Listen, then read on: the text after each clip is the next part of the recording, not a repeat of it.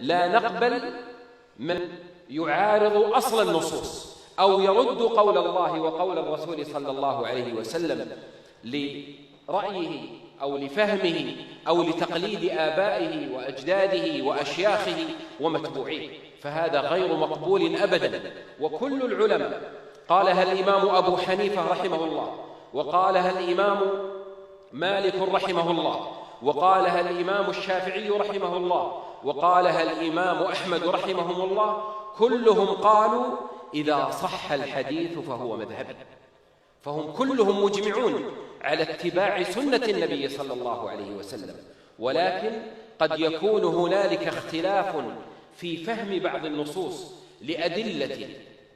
كثيرة يعرفها العلماء ويعرفها طلبة العلم، وهي أسباب اختلاف العلماء في النصوص، ولكنهم جميعا مجمعون على اتباع سنة النبي صلى الله عليه وسلم. ونحن نتبع نبينا صلى الله عليه وسلم وصحابته الكرام والأئمة العظام الذين حملوا لواء هذا الدين من أئمة الفقه الأربعة المتبوعين وأئمة الحديث، الإمام البخاري والإمام مسلم والإمام أحمد والإمام أبي داود والنسائي والترمذي وابن ماجه وغيرهم من أئمة الحديث وأئمة العلم وأئمة الفقه الذين تلقوا هذا الدين وهذه السنة ومحصوها ودققوها وأمضوا أعمارهم في فهمها